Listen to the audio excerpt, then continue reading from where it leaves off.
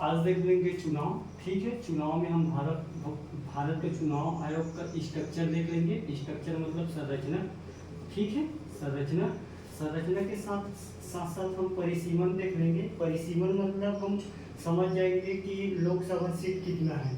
ठीक है, कैसे कैसे कैसे डिसाइड हुआ है लोकसभा सीट, उसके बारे में हम चर्चा कर लेंगे। उसको बोलेंगे परिसीमन। इसमें आर्टिकल दो ठो प्रावधान है आर्टिकल का। एक है आर्टिकल 82 और एक है आर्टिकल 370। दोनों के बारे में बात कर लेंगे परिसीमन में। ठीक है, उसके बाद जैसे अभी लोकसभा चुनाव चल रहा है तो लोकसभा चुनाव के बारे में हम ऊपर लेवल से लेकर गांव तक कैसे होता है, कैसे पोलिंग बूथ बनता है, कैसे रिटर्निंग ऑफिसर बनता है, कैसे पीआरओ बनता है, कैसे जो अधिकारी लोग कैसे चुनाव करवाते हैं, उसके बारे में सारी चीज़ के बारे में एक ब्रीफ इंफॉर्मेशन देख लेंगे। ठीक है, और अगर देख लेंगे अगर किसी को सांसद चुनाव लड़ना है तो क्या क्या योग्यता है और क्या क्या इसका सामान्य प्रावधान है, उसके बारे में हम बेसिकली चर्चा करते हुए आगे बढ़ जाएंगे। भारत के चुनाव पढ़ने से पहले पढ़ते पढ़ते हम बताएंगे कि इसका कार्य में कौन से किसको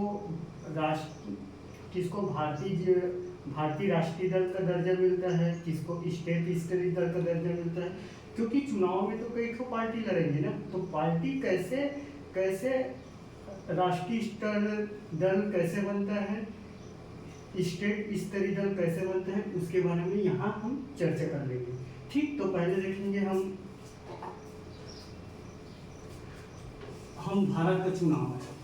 ठीक है, भारत का चुनाव आयोग बेसिकली एक संवैधानिक संस्था है। ठीक, संवैधानिक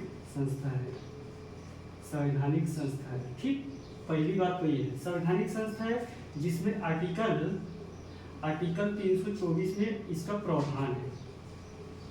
ठीक, आर्टिकल 324 ये बोलता है कि कैसे इस भारत का ये चुनाव आयोग में कौन कौन से सदस्य होंगे, कौन कौन से इलेक्शन कमेटी होंगे, कितना होंगे। तो बेसिकली क्या बोलता है ये कि कैसे गठन का प्रावधान है, इसका गठन कैसे होगा, गठन का प्रावधान इसी में है। ठीक, अब बेसिकली अगर गठन का प्रावधान है तो गठन के प्रावधान के साथ साथ 2-3 बातों कहा गया है कि एक मुख्य निर्वाचन अधिकारी होगा। ठीक, अधिकारी। ठीक, प्लस अन्य निर्वाचक अधिकारी होगा। ठीक, अन्य में हो भी सकता है, नहीं भी हो सकता है। ये सारी चीज डिपेंड करता है प्रेसिडेंट ऑफ इंडिया इसका गठन करता है। ठीक है, इसको शपथ दिलाया जाता है संविधान का। ठीक है, तो हम यहाँ क्या समझे, भारत का चुनाव आयोग क्या है, एक संवैधानिक संस्था है जिसमें आर्टिकल 324 में इसका गठन का प्रावधान है। कैसा गठन होगा, क्या होगा, कैसे होगा।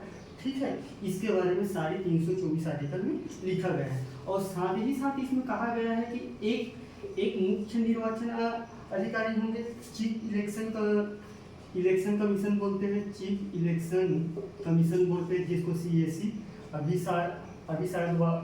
अभी वर्तमान में राजीव करके कुछ नाम है वो है। ठीक है, और उसके साथ साथ अन्य निर्वाचक अधिकारी होंगे। अन्य के मतलब क्या है, यहाँ हो भी सकता है प्लस नहीं भी हो सकता है। और ये दोनों चीज किसके ऊपर डिपेंड करेगा, ये राष्ट्रपति के ऊपर डिपेंड करेगा। ठीक है, राष्ट्रपति के ऊपर डिपेंड करेगा। तो ये समझ में आ गया। ठीक, तो इससे क्या निकल के आ रहा है, कि इसमें एक भी हो सकता है और एक से अधिक भी हो सकता है, मतलब एक से अधिक भी हो सकता है। तो कब एक रहा, कब एक से अधिक रहा, इसके बारे में डिस्कस करेंगे। ठीक है, बात समझ में आया क्या है। अभी बताऊंगा कि इलेक्शन कमीशन कैसे बनता है जब परिसीमन की बात करेंगे तो। ठीक है, अब यहाँ तक समझ गए। भारत के चुनाव एक संवैधानिक संस्था है, इसको याद रखना हमेशा। ठीक है, आर्टिकल 324 याद रखना, इसमें प्रावधान के बारे में याद रखना, कौन कौन क्या है, कैसे कैसे ये बढ़ रहे हैं। ठीक। इसके बारे में है, मतलब समझ गए, ठीक। और इसको राष्ट्रपति को ये अधिकार है कि गठन कब करेगा, कैसे करेगा, ठीक है। समय समय पर इसके गठन की बात है, ठीक। यहाँ तक एकदम क्लियर है। तो मैं यहाँ एक की मतलब दो चीज इनका क्या है, या तो एक होगा या तो दो से अधिक होगा, ठीक। या तो एक होगा चीफ इलेक्शन कमीशन, ठीक, या तो एक से अधिक होगा। तो कब एक रहा, कब एक से अधिक रहा, तो 15 अक्टूबर 1989 तक एकल सदस्य रहा, ठीक, एकल सदस्य रहा चीफ इलेक्शन कमीशन, ठीक। एक ही मुख्य निर्वाचक अधिकारी रहा, ठीक है, जिससे पूरा देश में चुनाव होता था और इसी के डायरेक्शन में चुनाव का कार्यक्रम पूरा देश में होता था। अब जैसे जैसे समय बढ़ा तैसे तैसे इसका सदस्य बढ़ा। तो 16 अक्टूबर 1989 से लेकर 3 सदस्य हो गए, ठीक। बात समझ में आया यहाँ तक, 3 सदस्य हो गए। और अब इसका संख्या बनने का कारण क्या रहा, 3 हो गए, ठीक। तो 3 हो गए, तो इसका संख्या बनने का क्या कारण रहा। सबसे पहले एक हुआ था 61वें संविधान संशोधन,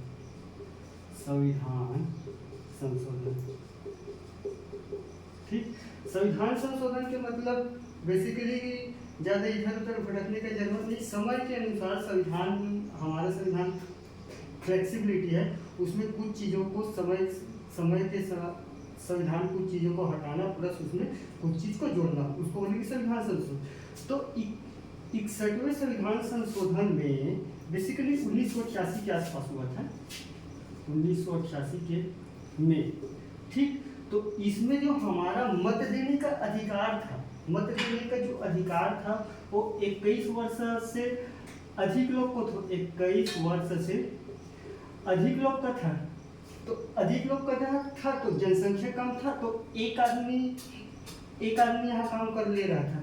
अब जैसे ही 1988 के बाद 18 वर्ष हो गए, ठीक, 18 वर्ष हो गए मत देने का अधिकार, 18 वर्ष से अधिक। तो यहाँ क्या 3 वर्ष का गैपिंग, तो 3 वर्ष के गैपिंग में बहुत लोग आ गए ना, बहुत जनसंख्या आ गए हो। तो जैसे जनसंख्या आया तो काम बढ़ गया। अब जैसे काम बढ़ा तो यहाँ संख्या बढ़ाना पड़ा, और अभी वर्तमान तक चीफ इलेक्शन कमीशन में 3 ही आदमी है, ठीक।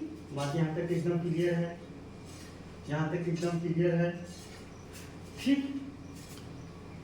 अब उसके साथ साथ चीफ इलेक्शन कमीशन तो यहाँ हो गए।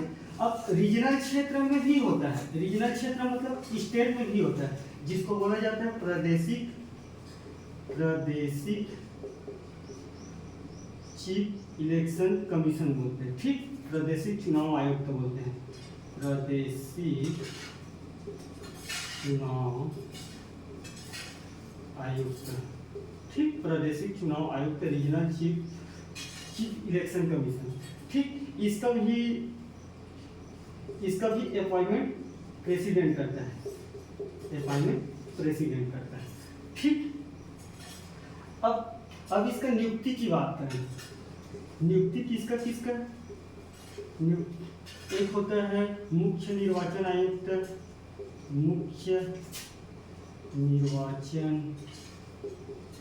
आयुक्त, ठीक। मुख्य निर्वाचन आयुक्त होकर उसके बाद हम अन्य की बात करें, अन्य निर्वाचन आयुक्त, ठीक। अन्य के बाद एक तो बात करें प्रादेशिक मतलब रीजनल मतलब स्टेट में जो बढ़ता है ना चीफ इलेक्शन कमीशन, सारी डायरेक्शन यहाँ से होता है कि कैसे करेंगे, क्या करेंगे, कैसे करेंगे, ठीक। तो प्रादेशिक निर्वाचन आयुक्त या चुनाव आयुक्त, ठीक। चुनाव आयुक्त दोनों एक ही है, ठीक। तो इन तीनों का नियुक्ति राष्ट्रपति करते हैं, राष्ट्रपति। ठीक, अब यहाँ से तुम्हारा क्वेश्चन कैसे बनेगा, और सामान्य लोग को तो जानना ही जानना चाहिए, जो इलेक्शन डाले हो। सबसे पहले पूछेंगे कि कितना क्या होता है, पहले पूछेंगे संवैधानिक बॉडी है, आर्टिकल पूछेंगे 324 में क्या आर्टिकल है, कैसा है। ठीक, उसके बाद क्या क्या इसका स्ट्रक्चर है, कैसा प्रावधान है, एक सदस्य कब तक रहा, एक सदस्य के बाद कैसे 3 सदस्य है, 3 सदस्य के बाद अभी वर्तमान तक 3 सदस्य है। ठीक, अब इसके बाद देख लेंगे चुनाव आयोग की पद नियुक्ति। अगर मान लो इसको पद से हटाना है चुनाव आयोग के सदस्य को या आयुक्त सदस्य को, तो पद मुक्ति के लिए क्या करना पड़ेगा कि जो लोकसभा है, राज्यसभा है, लोकसभा मतलब जनता का प्रतिनिधित्व करने वाला संस्था, उसको बोलेंगे लोकसभा, राज्य के प्रतिनिधित्व करने वाले संस्था उसको बोलेंगे राज्यसभा। तो दोनों के 2/3 बहुमत हो। ठीक, 2/3 बहुमत के साथ साथ जो प्रेजेंट वोटिंग का, ठीक, वोटिंग का जो लोकसभा में कितना सदस्य है उसका, राज्यसभा में कितना सदस्य है उसका 2/3 बहुमत अगर हो तो वो पद मुक्ति हो सकता है। और प्रेजेंट अगर मान लो जाए, यहाँ मान लो जाए 233 सदस्य है राज्यसभा में, ठीक, तो राज्यसभा का 2/3 बहुमत होना चाहिए। और 2/3 में अगर मान लो जाए 233 है, प्रेजेंट अगर मान लो जाए है 150 है, तो 150 का 2/3, ठीक, प्रेजेंट वोटिंग का। तो हम चीफ इलेक्शन कमीशन को हटा सकते हैं। ठीक है, पद मुक्ति समझ गए, कैसे हटा भी सकते हैं, कैसे बना सकते हैं, बन रहा है, हट भी है। ठीक, यहाँ तक समझ गए। और सेम सुप्रीम कोर्ट के जज को भी इसी करते हैं, सेम सुप्रीम कोर्ट की जज को भी करते हैं। ठीक, सुप्रीम कोर्ट की जज को भी। तो यहाँ तक एकदम क्लियर है, यहाँ तक क्लियर है। ठीक, अब सेकंड चीज, मान लो जाए किसी को त्याग पत्र देना है, इसको बताने का मतलब ये है कि मैं लोकसभा चुनाव भी ला रहा हूं, इसी कारण इसको बताना पड़ रहा है। ठीक, अगर मान लो जाए किसी को त्याग पत्र देना है भारत के चुनाव आयोग से, मान लो जाए किसी इलेक्शन कमीशन जो बैठा है उसको, तो वो राष्ट्रपति को दे सकता है, ऐसे नहीं देंगे कि जाके डायरेक्ट बोलेंगे कि अब मैं काम नहीं करूंगा, ऐसे नहीं, एक पत्र के माध्यम से, एक व्यवहारिक पत्र के माध्यम से भेजा जाता है कि मैं इस पद का त्याग पत्र मैं दे रहा हूँ, मैं इस पर काम करने के लिए असमर्थ हूँ, मेरा ये कारण है, ऐसा है, वो है, तो राष्ट्रपति उसको स्वीकार करते हैं और इसका त्याग हो जाता है। ठीक है, भारत के मुख्य निर्वाचन अधिकारी का, आयुक्त का या अधिकारी का। ठीक है, बात समझ में आया, यहाँ तक एकदम क्लियर है। अब इसका कार्य देख लेंगे, इसका क्या कार्य है। फर्स्ट कार्य है वाइस प्रेसिडेंट, उपराष्ट्रपति का चुनाव करवाना।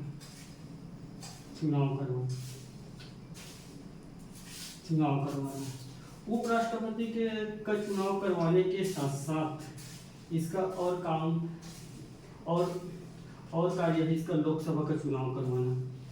ठीक है, लोकसभा का चुनाव करवाने के साथ साथ लोकसभा का चुनाव करवाने के साथ साथ ही इसका और कार्य है कि कौन से पार्टी को राष्ट्रीय दल बनाना है, राष्ट्रीय दल या राज्य स्तरीय दल बनाना है। ठीक है, प्लस प्रेसिडेंट का भी चुनाव यही करवाता है, प्रेसिडेंट राष्ट्रपति का भी चुनाव यही करवाता है। तो हम यहाँ लोकसभा चुनाव के बारे में देखेंगे। ठीक है, क्योंकि अभी लोकसभा चुनाव चल रहा है, इसके बारे में देखेंगे। तो हम जनरली ये भारत के चुनाव आयोग के कार्य को देखते देखते हम लोकसभा के चुनाव तक अपन आ चुके हैं। ठीक है, लोकसभा के चुनाव तक आ चुके। अब कैसे आया लोकसभा का चुनाव, उसको देखेंगे। उसको देखने से पहले हम इसका और कार्य है, और बहुत सारा कार्य है, क्या क्या इसका कार्य है उसको देख लेंगे कि कैसे राष्ट्रीय दल बनता है, कैसे राजनीतिक दल बनता है। साथ ही साथ वोटर का जो रोल है, वोटर का रोल है उसको अपडेट करते रहते हैं।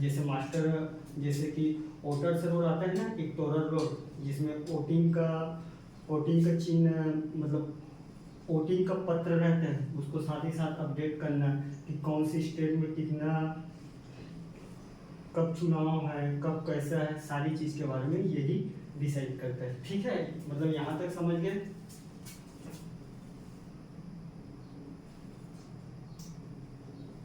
वोटर का रोल का अपडेट करना, ठीक है।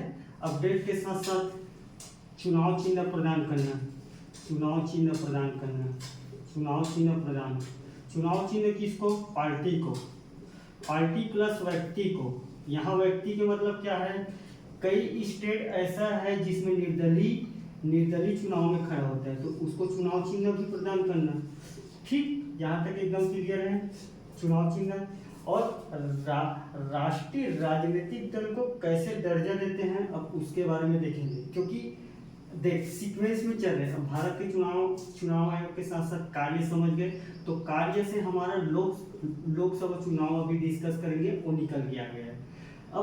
अब लोकसभा चुनाव में अगर लड़वाना है तो हमको राष्ट्रीय दल बनाना पड़ेगा और राज्य स्तरीय दल बनाना पड़ेगा और निर्दलीय बनाना पड़ेगा।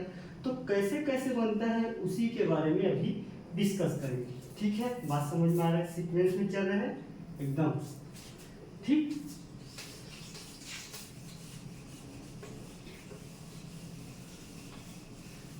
अब पहले दल बना लेते हैं।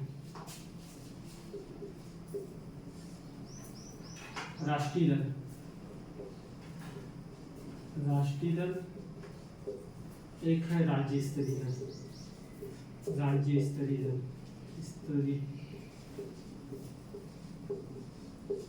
ठीक, राष्ट्रीय दल के मतलब क्या है कि जो क्या कंडीशन देख लेंगे। ठीक, कंडीशन, पहला कंडीशन है कि किसी लोकसभा प्लस विधानसभा में 6% वोट या लोकसभा में 1 सीट और विधानसभा में 2 सीट होना चाहिए। ये 6% 4 स्टेट से होना चाहिए। 4 स्टेट, चाहे किसी भी स्टेट हो, चाहे छत्तीसगढ़ हो, चाहे MP हो, चाहे बिहार हो, चाहे झारखंड हो। ठीक, ये किसी भी स्टेट हो। पहला कंडीशन ये है कि राष्ट्रीय दल अगर बनना है तो पहला कंडीशन, इस कंडीशन को फॉलो करना, इस कंडीशन को आपको पार करना पड़ेगा, तब आपको राष्ट्रीय दल का दर्जा मिलेगा। अब राष्ट्रीय दल मिलने के बाद बहुत सारा बेनिफिट मिलता है, वो अलग बात है। अभी एक कंडीशन ये है, ठीक है, एक कंडीशन तो ये हुआ। ठीक, और पहला कंडीशन ये है, यहाँ तक समझ गए। किसी लोकसभा या विधानसभा के चुनाव में आपको टोटल बहुमत का 6%, वो 6% 4 स्टेट से होना चाहिए। ठीक है, प्लस लोकसभा में 1 सीट या विधानसभा में 2 सीट आपका होना चाहिए। अगर ये वाला आप कंडीशन को आप अगर पार करते हो तो आपको राष्ट्रीय दल का दर्जा मिल जाएगा। ठीक, दूसरा कंडीशन ये है, टोटल लोकसभा सीट, अगर लोकसभा सीट का 2% सीट अगर आप 3 स्टेट से अगर पाते हैं या चुनाव जीतते हैं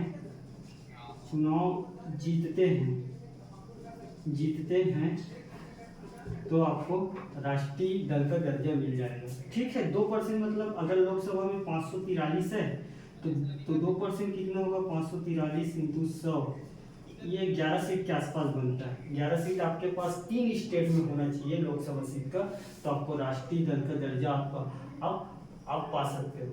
ठीक है। तीसरा कंडीशन ये यह है ना, दोनों में से एक था लो, ठीक। तीसरा कंडीशन ये है कि किसी भी दल को राज्य स्तरीय अगर दर्जा मिला है, किसी भी दल को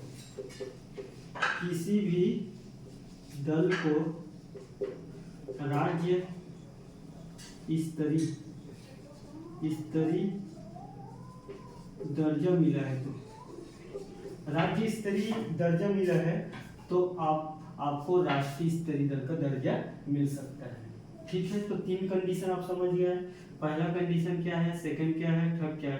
पहला कंडीशन क्या है कि लोकसभा या विधानसभा के चुनाव में आपको 6% बहुमत 4 स्टेट से अगर मिला है, साथ ही साथ अगर लोकसभा सीट का 1 सीट अगर आपके पास है, कोई अगर आप चुनाव जीते हो, या विधानसभा का 2 सीट, एक विधायक है ना, विधायक, एमएलए, एमपी, ठीक, member of parliament, member of legislative assembly बोलते हैं, तो दोनों में से अगर आपके पास 1 सीट है, अगर आपके पास 2 सीट है, तो अब राष्ट्रीय स्तरीय दल का दर्जा, जैसे कि अभी राष्ट्रीय स्तरीय दल में क्या है, बीजेपी है, आम आदमी पार्टी है, कांग्रेस है, कांग्रेस के साथ साथ है समाजवादी पार्टी है, समाजवादी के साथ साथ कौन है, सीपीएम है, कम्युनिस्ट पार्टी ऑफ इंडिया है।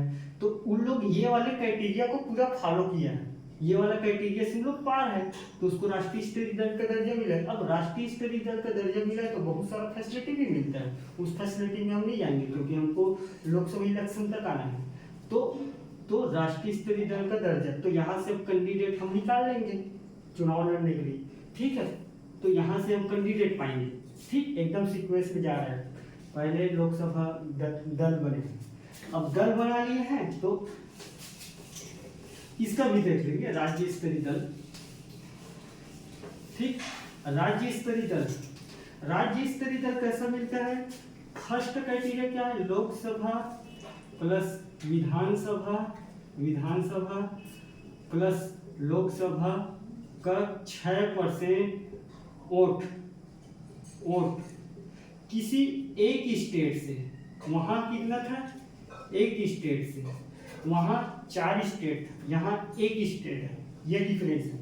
और लोकसभा सीट का 1 सीट और विधानसभा का 2 सीट, अगर आपके पास ये है तो आपको राज्य स्तरीय दल का दर्जा मिल जाएगा। राज्य स्तरीय दल में आज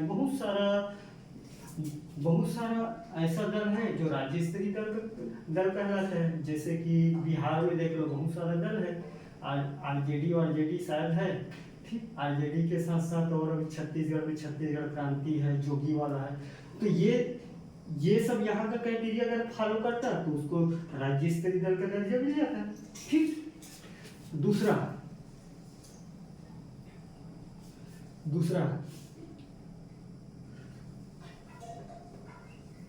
टोटल लोकसभा सीट का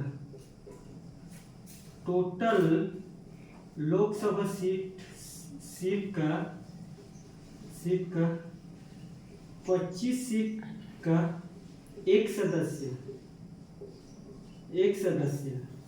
है तो आपको राज्य स्तरीय 25 सीट का मतलब, अगर कहीं लोकसभा सीट अगर मान लीजिए यूपी में है, अगर मान लीजिए 75 है तो 75 है तो 25 75 है तो 25 तो 25 में 1 सीट, यहाँ 1 सीट, यहाँ 1 सीट, अगर ऐसे अगर आप लोकसभा सीट अगर जीतते हैं तो आपको राज्य स्तरीय दल का दर्जा मिल सकता है, ठीक है। राज्य स्तरीय दल का दर्जा यहाँ तक एकदम क्लियर है। 2 कंडीशन राज्य स्तरीय में। तीसरा कंडीशन,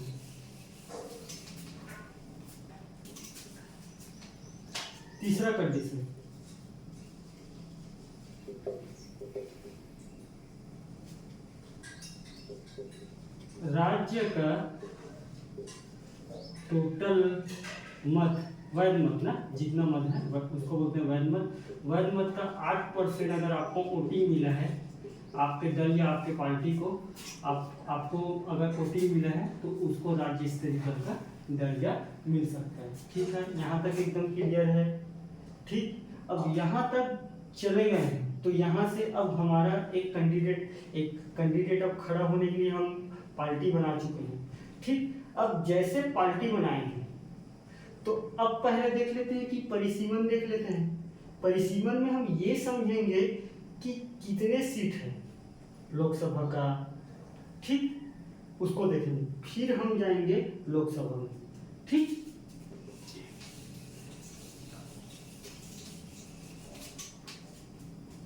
ये खत्म।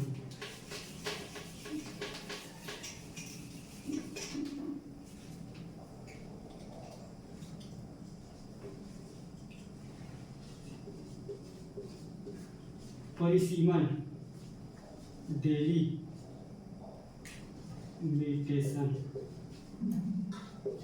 डेलिमिटेशन। परिसीमन के मतलब क्या होता है कि किसी भी क्षेत्र को हम जब हम सदस्य, कितने सदस्य है तो उसका हम जनगणना के बाद उस सीट का पुनर्गठन करते हैं।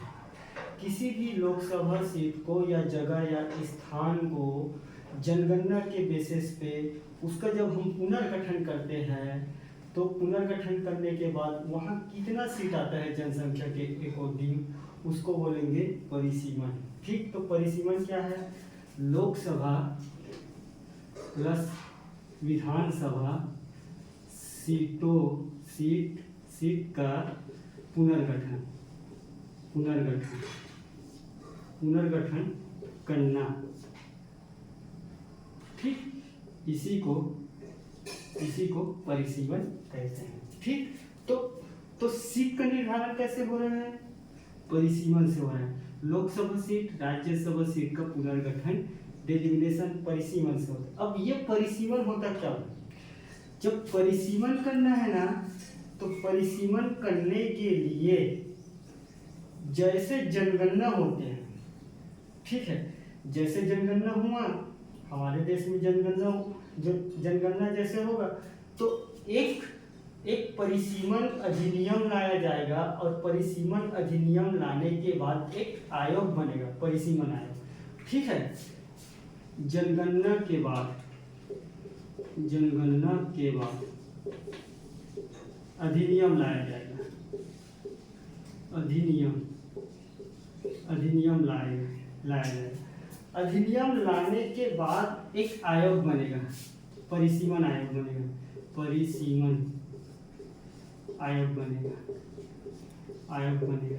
ठीक। परिसीमन आयोग बना। इस परिसीमन आयोग में परिसीमन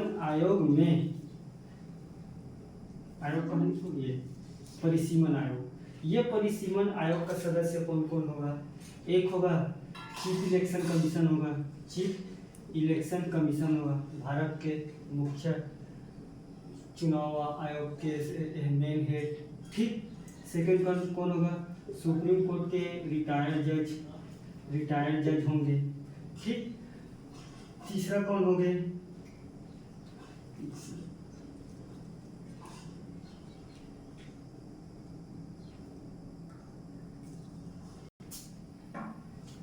एक होगा स्टेट चीफ इलेक्शन कमीशन होगा, ठीक। तो ये आयोग का अध्यक्ष 3 होगा और ये क्या होगा? ये एक वैधानिक बॉडी होगा, वैधानिक बॉडी होगा, ठीक।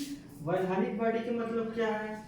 इसको सुप्रीम कोर्ट में चुनौती नहीं दे सकते कि किसी भी काम में अगर कर रहे हैं तो अंतिम रूप से इसी का माना जाएगा, इसके काम को सुप्रीम कोर्ट में अपन चुनौती नहीं दे सकते। वैधानिक बॉडी का मतलब ये है।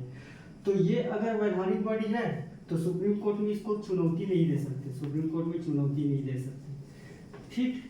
चुनौती, और यही डिसाइड करता है कि किसी भी निर्वाचन क्षेत्र का क्षेत्रफल कितना है, कहाँ तक रहेगा, ST SC का आरक्षण कितना रहेगा सीट में, किसी लोकसभा सीट, किसी विधानसभा सीट में, यही से डिसाइड रहता है कि कितना आरक्षण रहेगा, कितना क्या रहेगा, अभी देखेंगे, ठीक। तो यहाँ से एक क्वेश्चन बनता है कि परिसीमन आयोग कौन से बॉडी है, वैधानिक बॉडी है कि क्या है?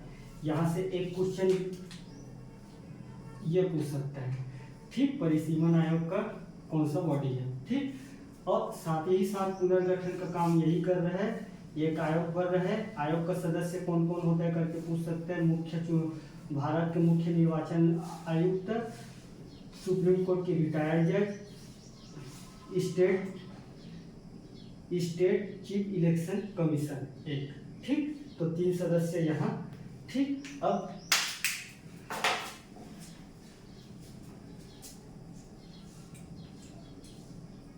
तो इसके लिए हम 2 आर्टिकल देख लेते हैं, यही पूछ सकते हैं। आर्टिकल 82, ठीक। आर्टिकल 82 बेसिकली ये कहता है कि जनगणना के बाद, ठीक, जनगणना के बाद, ठीक, जनगणना के बाद एक परिसीमन आयोग की बात करते हैं, सीमन आयोग की बात करते हैं, ठीक। आयोग की बात करते हैं कि एक परिसीमन आयोग बनेगा संसद के द्वारा, जैसे जनगणना होगा, संसद में एक अधिनियम लाया जाएगा, अधिनियम लाने के बाद परिसीमन आयोग का गठन होगा, ठीक। आर्टिकल 170 बेसिकली ये कहता है कि जो अधिनियम लाया गया है तो उसका निर्वाचन क्षेत्र के बारे में बात करता है। जो अधिनियम हम लाए हैं तो निर्वाचन क्षेत्र के बारे में बात करते हैं। निर्वाचन क्षेत्र कहाँ से कहाँ तक होगा, निर्वाचन क्षेत्र के बारे में बात करता है, ठीक। तो ये दोनों आर्टिकल आप ध्यान में रखें। परिसीमन जो मैं पहले बताया हूँ उसी को आर्टिकल के फॉर्म में आपसे मैं बात कर रहा हूँ, ठीक है। आर्टिकल 82, जनगणना के बाद एक परिसीमन आयोग बनेगा संसद के द्वारा। संसद जैसे जाएंगे जीत के, तो जीतने के बाद एक परिसीमन आयोग बनेगा, जैसे जनगणना होगा, आफ्टर जनगणना, ठीक। उसके बाद है आर्टिकल 170, ये कहता है कि जो अधिनियम लाए हैं तो उस अधिनियम में निर्वाचन क्षेत्र के बारे में बात करता है कि कहाँ से कहाँ तक हमारा निर्वाचन क्षेत्र होगा, कैसे एरिया डिसाइड होगा, उसके बारे में आर्टिकल 170 में बात की गई है। तो हमारे 3 आर्टिकल हो गए, 324 चुनाव आयुक्त, 70 परिसीमन आयोग, वैधानिक बॉडी, यहाँ लिख देता हूँ वैधानिक बॉडी, इसको पूछ सकता है पेपर में, ठीक। आर्टिकल 82 पूछेगा तो ठीक, 170 पूछेगा तो ठीक, यहाँ तक एकदम क्लियर है, कॉन्सेप्ट क्लियर है। अब यही से हम देखेंगे कि कैसे सीट आया है 543, ठीक। तो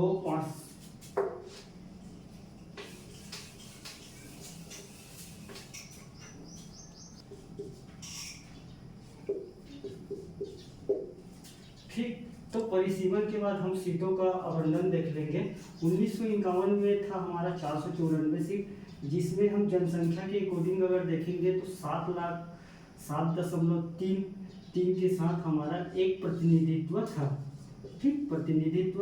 उसके बाद 1961 में देखेंगे तो हमारा सीटों का संख्या था 521, जो बेसिकली 8.3 के आसपास है, ठीक है। 8 लाख जनसंख्या में एक प्रतिनिधित्व। 1971 में हमारा सीटों का, लोकसभा सीटों का संख्या हो गया, लोकसभा सीट है ना, ये लोकसभा सीट का संख्या हो गया 543, जो 10 लाख में है। तो लोगों ने देखा, नीति निर्माताकर्ता ने देखा कि जनसंख्या विस्फोट तो बहुत तेजी से हो रहा था। तो जनसंख्या विस्फोट जैसे तेजी से हो रहा था तो किसी स्टेट को फायदा मिल रहा था। तो किसी के फायदा को देखकर हम अपना जनसंख्या को बढ़ा नहीं सकते। जैसे जनसंख्या बढ़ाएंगे तो सरकार का जो रिसोर्सेस है वो तो बहुत लगेगा ना। तो उसको देखते हुए, जनसंख्या को देखते हुए 1971 से लेकर 2001 तक बेसिकली 543 ही सीमित कर दिया कि हम जनसंख्या के बेसिस में इस सीट को बढ़ाएंगे नहीं करके, ठीक है। यहाँ तक क्लियर है। अब उसके बाद जैसे 543 हुआ तो 2001 में संविधान संशोधन। बाकी सीटों का बढ़ोतरी नहीं हुआ, सीटों का बढ़ोतरी नहीं हुआ, ठीक। यहाँ यहाँ 84 संविधान संशोधन हुआ था, 84 संविधान संशोधन, ठीक। 2001 में तो संविधान संशोधन हुआ, तो यहाँ इस सीटों में बढ़ोतरी तो नहीं हुआ, मगर एक काम जरूर हुआ। इस समय एक चीज हुआ था कि SC ST के सीटों का समायोजन किया गया था, सीट का आरक्षण का, कि उसका जैसे प्रतिनिधित्व कम हो रहा था, तो उस समय संविधान संशोधन करके कहा कि ST SC का सीट का समायोजन करना चाहिए था, और एक आरक्षण यहाँ से लागू होते गया, और 10 साल करके बढ़ाते गए, और अभी 2030 तक जितना आरक्षण है उतना ही सीट है, उसको 10 करके बढ़ाते जाता है, ठीक है। तो अभी हमारा संविधान लोकसभा सीट कितना है? लोकसभा सीट 543 है, ठीक है। कभी कभी 545 होता है, तो 545 वाले कॉन्सेप्ट क्या है वो समझ लेते हैं, ठीक। अभी हमारा कितना है? 543 लोकसभा सीट है, ठीक, लोकसभा सीट। और छत्तीसगढ़ में कितना है? CG में 11 है, ठीक, लोकसभा सीट। और 543 और कभी कभी 2 करके भी आता है, तो 2 कौन है? एंग्लो इंडियन है, एंग्लो इंडियन मतलब क्या होता है कि जिसका फादर, ठीक, फादर यूरोपियन और मदर क्या है? इंडियन, उसको बोलते हैं एंग्लो इंडियन, ठीक। तो इसका जनसंख्या कम था, तो नीति निर्माण में इन लोग को लग रहा था कि यार हमारा तो संविधान सभा में भागीदारी नहीं है, ठीक। अब भागीदारी ही नहीं है, तो इसको लग रहा था यार कि हमको लोकतंत्र में है ही नहीं है, तो कहीं ना कहीं इसको मनोनीत करके देता था, दो सीट मनोनीत करता था, ठीक। किसके द्वारा? राष्ट्रपति के द्वारा। तो 2019 में इसकी जनसंख्या देखा गया था, तो करीबन 296 के आसपास पाया गया था, मगर इसके द्वारा दावा करते हैं कि हम लोग बहुत बृहद मात्रा में है भारत में करके। तो अभी इसका सीट अभी 2024 की इलेक्शन में नहीं है, ठीक है। तो 543 अभी है, कहीं भी एग्जाम में आएगा लोकसभा सीट कितना है? 543। छत्तीसगढ़ में कितना है? 11 लोकसभा सीट, ठीक है। यहाँ तक एकदम क्लियर है, ठीक। ST SC का आरक्षण भी हो गया। अब अपन देख लेते हैं लोकसभा का चुनाव, ठीक। ये क्लास शायद लंबा हो सकता है, अभी चुनाव का आप पोस्ट रोक कर देखिए।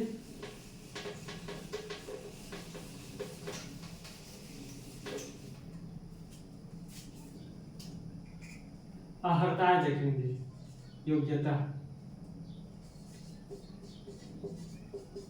योग्यता लोकसभा प्लस राज्यसभा, ठीक। लोकसभा में 25 प्लस वर्ष होना चाहिए,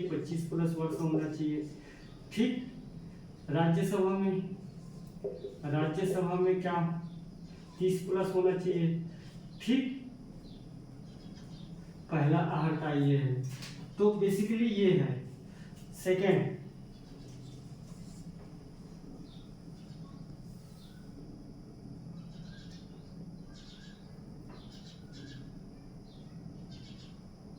और साथ ही साथ RPA act 1951, representation of people act, जन प्रतिनिधित्व अधिनियम 1951 में इसका योग्यता डिसाइड है कि और बढ़ा सकते हैं कि कम कर सकते हैं, सारी चीज इसके संशोधन में अपन कर सकते हैं कि और क्या क्या चीज चाहिए, ठीक है। ये और साथ ही साथ भारत का नागरिक होना चाहिए,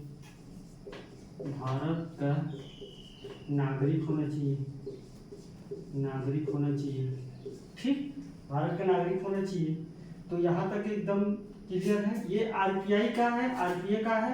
आरपीए बेसिकली जो हमारा जनप्रतिनिधित्व है उसके बारे में हमारा 13 अध्याय 171 आर्टिकल है। इसमें वो सारी चीज के बारे में बताता है कि कैसे डिफाइन होगा करप्ट, कैसे नेता बनेगा, कैसे क्या होगा, कैसे इलेक्शन होगा, क्या होगा, कैसे होगा। ये सारी चीज आरपीआई एक्ट के माध्यम से हमारा जो जनप्रतिनिधित्व बनता है इसी अधिनियम को फॉलो करते हुए बनता है। यही है, मतलब वास्तविक चुनाव करवाता है आरपीआई।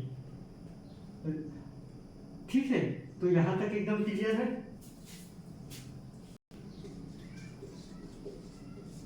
ठीक, अब हम योग्यता समझ गए। अब यहाँ देख लेते हैं लोकसभा चुनाव। ठीक है, तो हम सीक्वेंस में आ गए। आयुक्त बनाए हैं, राजनीतिक दल बना लिए। ठीक है, राजनीतिक दल से हम कैंडिडेट खड़े करा रहे हैं, कैंडिडेट खड़े करा लिए। अब कैंडिडेट के साथ लोकसभा का चुनाव कैसे होता है, अब चुनाव करवाते हैं। ठीक है, तो चुनाव करवाने से पहले सबसे पहले है लोकसभा चुनाव। ठीक, तो लोकसभा चुनाव में बेसिकली हम पहले चुनाव से पहले देख लेते हैं कैसे होते हैं चुनाव। ठीक, तो चुनाव से पहले हमारे पास हम पहले प्रशिक्षण देते हैं, प्रशिक्षण। ठीक, प्रशिक्षण देते हैं। तो प्रशिक्षण जैसे कि देंगे तो उसमें एक रहेगा पीठासीन अधिकारी, पीठासीन अधिकारी।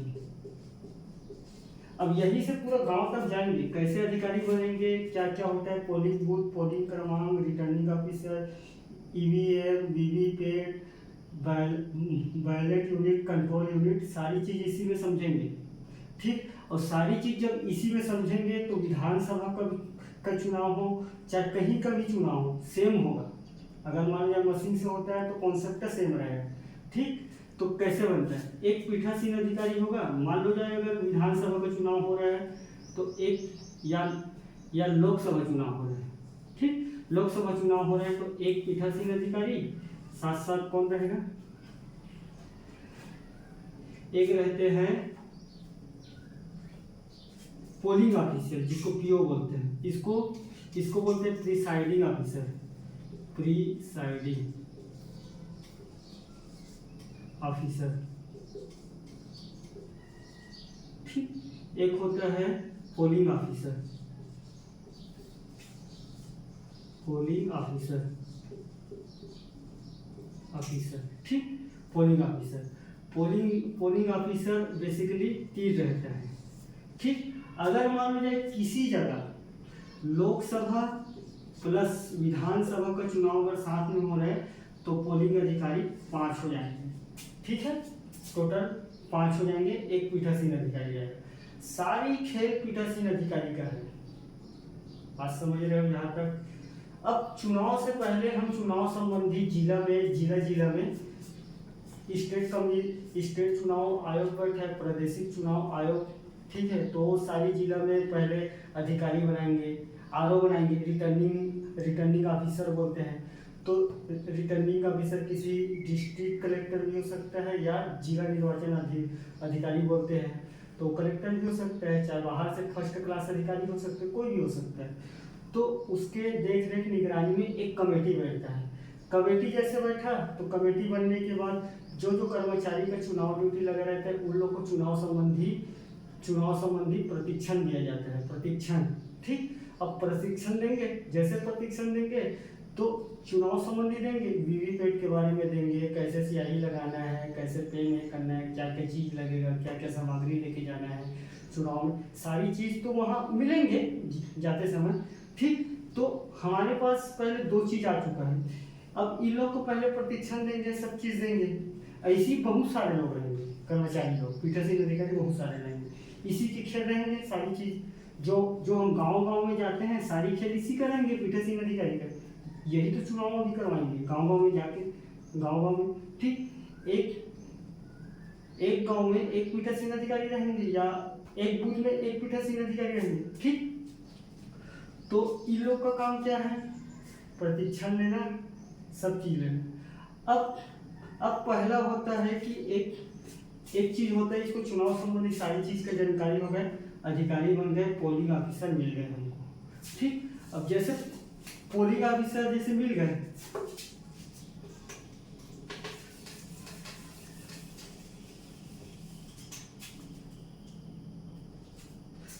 तो इसका प्रोसेस देख लेते हैं। ठीक, पहला प्रोसेस है रेंडोमाइजेशन 1, रेंडोमाइजेशन 1। ठीक, रेंडोमाइजेशन ऑफ 1 में उस बात को शामिल किया जाता है कि आरओ द्वारा, रिटर्निंग ऑफिसर या जिला निर्वाचन आयुक्त द्वारा, कि किसी भी कर्मचारी का ड्यूटी कहाँ लगेगा, रेंडम रूप से, चुनाव में प्रशिक्षण देने से संबंधित बातों, चुनाव के बारे में जानकारी इंफॉर्मेशन देने से संबंधित बातों, और साथ ही साथ कि कैसे पीठासीन अधिकारी बनाना है, क्या बनाना है, कैसे कौन सा ऑफिसर बनाना है, तो उस ऑफिसर लोग को सारी चीज पता रहता है कि कैसे क्या करना है, कैसे कहाँ जाना है, मगर उसको पोलिंग बूथ कहाँ मिलेगा इसके बारे में जानकारी नहीं रहता। तो रेंडोमाइजेशन ऑफ 1 का है, रेंडोमाइजेशन ऑफ 1 ये चुनाव संबंधी जानकारी का प्रावधान है, चुनाव संबंधी जानकारी का बात है। ठीक, इसमें प्रशिक्षण है, प्रशिक्षण के साथ साथ, ठीक। अब दूसरा होता है, इसी का दूसरा होता है रेंडोमाइजेशन 2, मतलब पूरा नहीं लिख रहा हूँ, ठीक है। रेंडोमाइजेशन 2, रेंडोमाइजेशन ऑफ 2 में ये होता है कि किसी भी अधिकारी का ड्यूटी कहाँ लगेगा, किसी भी पोलिंग ऑफिसर का ड्यूटी या पीठासीन अधिकारी का ड्यूटी कहाँ लगेगा। एक पर्यवेक्षक वहाँ जिला लेवल में पर्यवेक्षक है, कमेटी है, उस पर्यवेक्षक कंप्यूटर के सॉफ्टवेयर के माध्यम से किसी भी चीज को पोलिंग बूथ क्रमांक का जगह दे सकता है। पहले से डिसाइड नहीं रहता, पहले से डिसाइड क्या रहता है, प्रशिक्षण प्लस ट्रेनिंग कहाँ देते हैं, यही चीज डिसाइड रहता है। पहले से डिसाइड वो नहीं रहता है कि कौन से पोलिंग बूथ क्रमांक तुमको मिलेगा। ठीक, तो सेकंड में मुझे रेंडोमाइजेशन में क्या हो रहा है, सेकंड में बेसिकली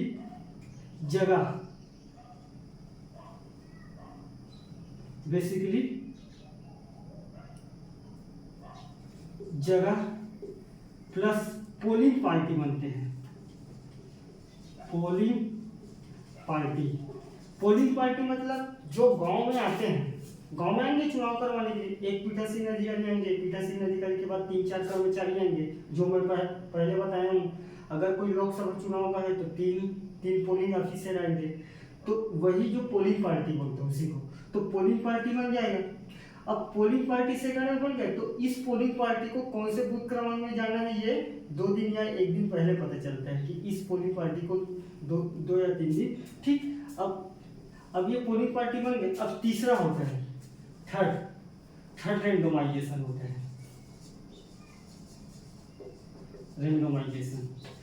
थर्ड रेंडोमाइजेशन में क्या है कि हमारा चुनाव के जितना भी सामान है उसको पूरा दे के, मुहैया करा के, प्रोवाइड करा के गांव में जाने की बात है, रवाना के आसपास की बात है, ये गांव में रवाना की बात तीसरा रेंडोमाइजेशन में।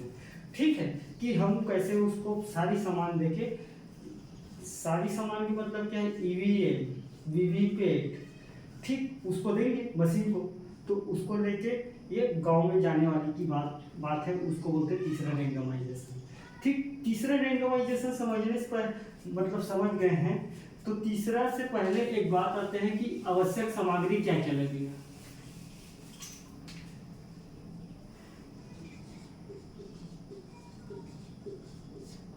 आवश्यक सामग्री, ठीक, आवश्यक सामग्री में है, सबसे पहले है ईवीएम, वीवीपैट। ठीक, ईवीएम बेसिकली दो कंपार्टमेंट में होता है। एक होता है ballot unit,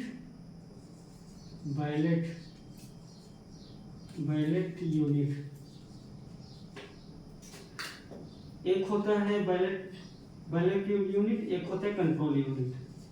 control unit, ballot unit मतलब बेसिकली होता क्या है कि जो प्रत्याशी का नाम प्लस बटन जैसे रहता है,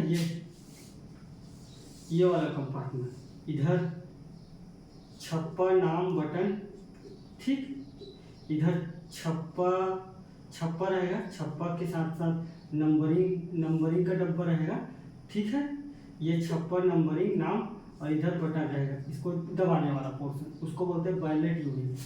कंट्रोल यूनिट क्या है? सीयू का ये बी, इसको बोलते हैं बीयू, इसको बोलते हैं सीयू। कंट्रोल यूनिट क्या है कि पीठासीन अधिकारी जैसे रहेंगे, पीठासीन अधिकारी, तो पीठासीन अधिकारी जो चुनाव कंपार्टमेंट है, ऐसे देखे होंगे चुनाव कंपार्टमेंट, तो चुनाव कंपार्टमेंट के बाहर पीठासीन अधिकारी थोड़ा दूर में बैठे रहता है, क्योंकि चुनाव क्या है, गोपनीयता का अधिकार के मामला है। तो जो पीठासीन अधिकारी बैठा है बाहर में, तो पीठासीन अधिकारी के बाद ये कंट्रोल यूनिट रहेगा। तो कंट्रोल यूनिट में बटन दबाते जाएगा, एक एक करके भेजते जाएंगे, ठीक है। आप दबाओगे, एक है वीवीपैट। वीवीपैट मतलब क्या होता है कि आप जैसे इसमें अगर बटन दबाते हो, बटन दबाने के बाद यहाँ वीवीपैट इतना बड़ा सा रहता है, इसमें एक स्क्रीन लगा रहता है, स्क्रीन में आप जिसका बटन दबाए हो उसका छप्पा यहाँ छप्पा 7 सेकंड के लिए आएगा। मतलब ये क्या है, ये क्या है, पारदर्शिता को बढ़ा रहा है, पारदर्शिता को बढ़ा रहा है, साथ ही साथ आपको पता नहीं चल रहा है किसको ओर जा रहा है। आप 7 सेकंड के लिए जैसे बटन दबाए, 7 सेकंड के लिए इसमें छप के आएगा कि आप किसको वोट डाले हो। अब इसमें क्या रहता है, ये बैटरी से ये तीनों कनेक्टेड रहता है, ठीक। अब जैसे यहाँ बटन दबाए, यहाँ वीवीपैट हुआ, तो ये तो डब्बा टाइप है, ऊपर कागज है, तो कागज कट के नीचे गिर जाता है, किसको, उसी को बोलते हैं वीवीपैट, ठीक है। बात समझ में आया? अब वीवीपैट और ईवीएम को जानने से पहले आपको कुछ चीजों के बारे में जानना चाहिए।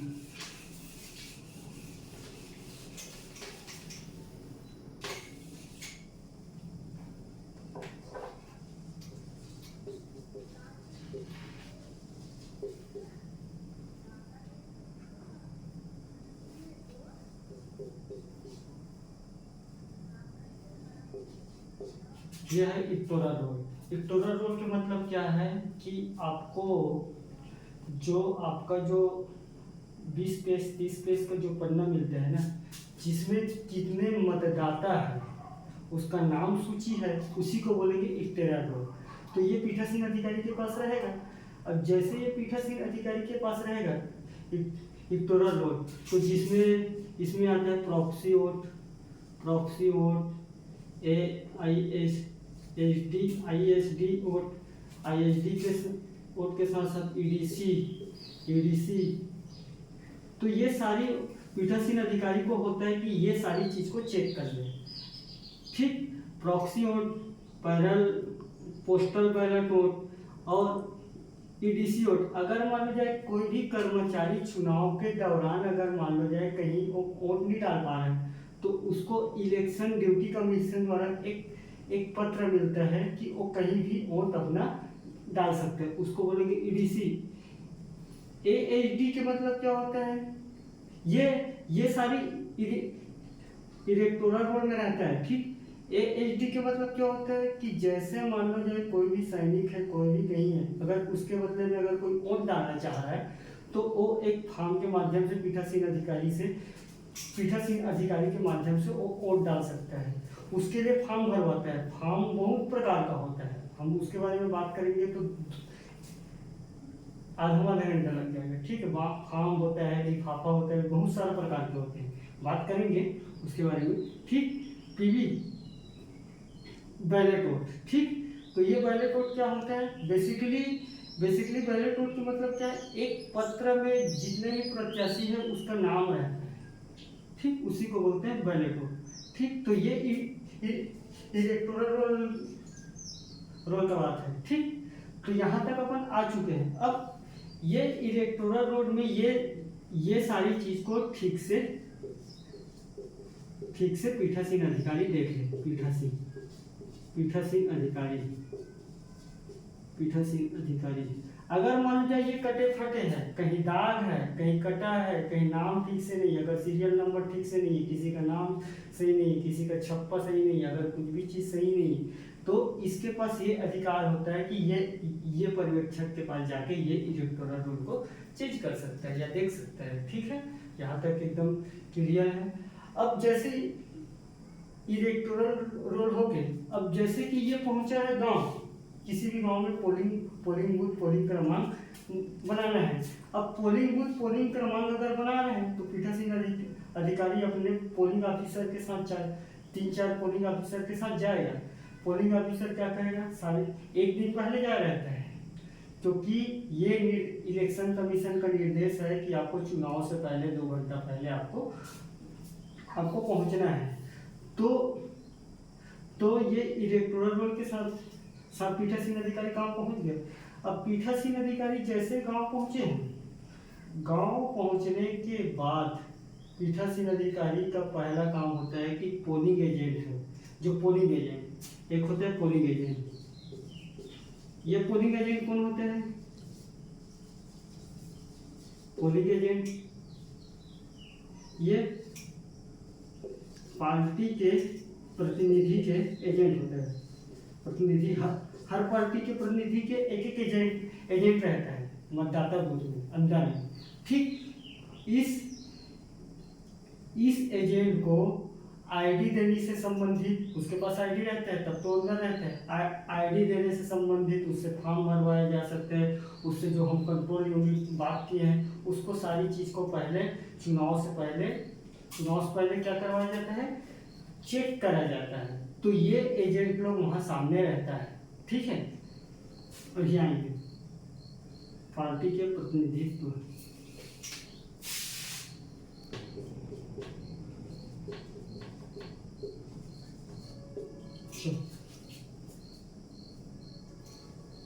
मतदाता केंद्र। ठीक है, तो हमारा जो पीठासीन अधिकारी है मतदाता केंद्र में है, तो जो पोलिंग एजेंट है, पार्टी के जो एजेंट होते हैं, एक पार्टी के एक एजेंट, ज़्यादा नहीं होते। ठीक, तो उसके सामने हमारा जो कंट्रोल यूनिट है उससे पहले एक करवाया जाता है मॉक रोल। ठीक, मॉक रोल के मतलब क्या होता है?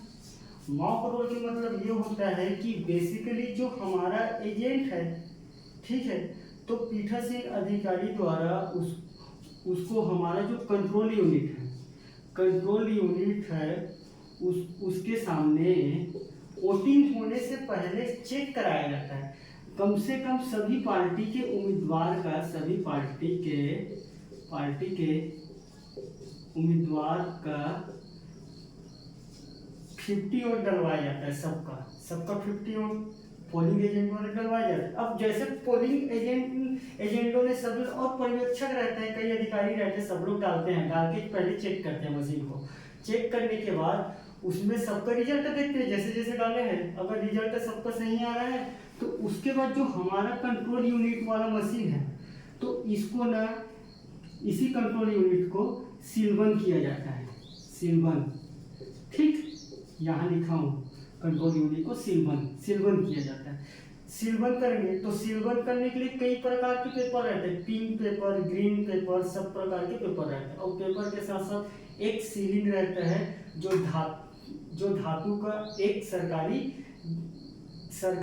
एक धब्बा रहता है। ठीक, उसके द्वारा उसको सीलबंद उसके सामने करवाया जाता है, और जो सीलबंद किए हैं उसमें एक फॉर्म भर के पोलिंग एजेंटों द्वारा साइन करवाया जाता है। ठीक है, तो यहाँ तक एकदम क्लियर है। अब जैसे साइन करवाएंगे तो इलेक्शन स्टार्ट होने से पहले ये सारे काम कर रहे हैं। जैसे इलेक्शन स्टार्ट होने से पहले पोलिंग एजेंट, पीठासीन अधिकारी को ये अधिकार है कि वहाँ कौन घुसेगा कौन नहीं घुसेगा, सारा अधिकार क्षेत्र उसी के अंतर्गत आता है।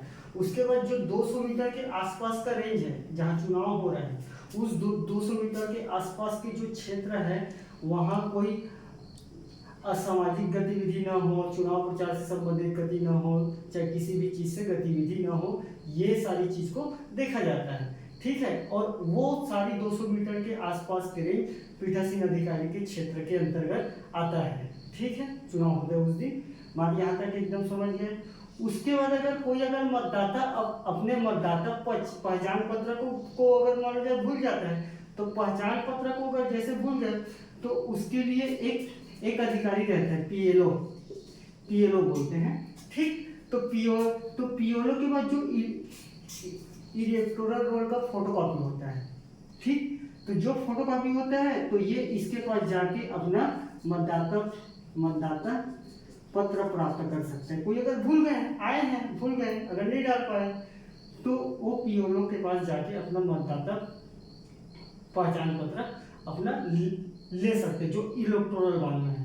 और ये एजेंट का क्या काम होता है, इसको पीठासीन अधिकारी द्वारा तीन इलेक्टोरल रोल दिए जाते हैं। इलेक्टोरल रोल, ये इलेक्टोरल रोल में जैसे जैसे नाम, क्रमांक, ईपीसी नंबर, ये सारी नंबर के थ्रू जो वोटिंग डाले जा रहे हैं उसका एक मिलान करते हुए सबका मिलान करते रहते हैं ऐसे। और इस तरीके से जो कंटिन्यू जो तय समय सीमा है, जो तय समय सीमा तक वोटिंग चलता है और औपचारिकता रूप से वोटिंग खत्म करते हैं। तो इस प्रकार हमारा इलेक्शन होता है। और इलेक्शन होने के बाद जैसा इलेक्शन हुआ, ठीक, तो इलेक्शन होने के बाद हमारे पास कई प्रकार के लिफाफा रहता है, कई प्रकार के, जैसे स्टैट्यूटरी लिफाफा, नॉन स्टैट्यूटरी लिफाफा, माइलेनियस, अदर लिफाफा, 4-5 प्रकार के लिफाफा होते हैं। उस लिफाफा में जो हमारा पीठासीन अधिकारी के डायरी, पत्र, फॉर्म, कौन कौन एचडीए, पीपीडी और ये सब वोटिंग में बताया हूँ। वैसे अगर वोटिंग डाले तो सारी चीज़ का फॉर्म, कितना % डाला है, कौन प्रेजेंट, कौन उपस्थित, सारी चीज़ का लिफाफा में भर के पूरा साइन सील पैक करके अपन तैयार रखते हैं। और जैसे सारी चीज़ तैयार हुआ तो हम पहले कंट्रोल रूम करते हैं, कंट्रोल रूम, ठीक। जिला का कंट्रोल रूम होता है चुनाव करवाने के बाद, और कंट्रोल रूम में सारी मशीन, ईवीएम हो, वीवीपैट संबंधी सारी चीज़ों का एक जमा हो जाता है और यहीं तक हमारा चुनाव समाप्त होता है, ठीक। एक कंट्रोल रूम जिसको बोलते हैं स्ट्रिंग रूम भी बोलते हैं, स्ट्रिंग रूम। ये स्ट्रिंग रूम बेसिकली चुनाव जैसे हुआ, चुनाव जैसे हुआ तो चुनाव की गिनती से पहले यहाँ किसी भी आदमी को जाने आने का परमिशन नहीं है। अगर एक बार यहाँ मशीन जो वोटिंग हुआ है उसका मशीन यहाँ अगर मान लीजिए जमा हो गए तो हो गए, उसको बोलते हैं स्ट्रिंग, ठीक है। अब इसके बाद और बहुत सारा फॉर्म है, इसी में चुनाव होता है तो बहुत सारा फॉर्म है, लिफाफा है और बहुत सारा सामग्री है जो भी हम बात नहीं की है उसको देखेंगे आगे। यहाँ तक एक सामान्य चुनाव जो चीज़ों के बारे में पता रहना चाहिए। और पीठासीन अधिकारी के और काम है, पीठासीन अधिकारी के साथ साथ एक होता है, पीठासीन अधिकारी के साथ साथ एक होता है माइक्रो ऑब्जर्वर का कॉन्सेप्ट आता है, ठीक। माइक्रो ऑब्जर्वर का क्या है, समय समय पर चीज़ों को देखते रहना मतदान के। और माइक्रो ऑब्जर्वर का सारी चीज़ एक सिस्टमेटिक में, मैनर फॉर्म में सारी चीज़ को कराना और समय समय पर ये देखना कि कौन सा रोल है, कौन एजेंट वहाँ बैठा है, कौन क्या चीज़ बैठा है, कौन सारी चीज़ बाहर बैठे, ये सारी माइक्रो ऑब्जर्वर का काम है। माइक्रो ऑब्जर्वर के बाद एक होते हैं जनरल ऑब्जर्वर, ठीक, जनरल ऑब्जर्वर, ठीक। एक होता है आरओ, रिटर्निंग ऑफिसर। अगर मान लीजिए किसी भी चुनाव अगर मान लीजिए हो रहा है, अगर कोई भगवान न करे अगर मान लीजिए कहीं बम बारूद कोई भी चीज़ हो गए तो हमारा पीठासीन अधिकारी इसको इंफॉर्मेशन देगा और ये इंफॉर्मेशन चीफ इलेक्शन डिपार्टमेंट को देगा, ठीक। ऐसे डिपार्टमेंट देके वहाँ का चुनाव को रोक सकता है। और सारी खेल पीठासीन अधिकारी के हाथ में रहता है जो पोलिंग बूथ तक जाता है और यही हमारे चुनाव समाप्त हो जाएगा, ठीक।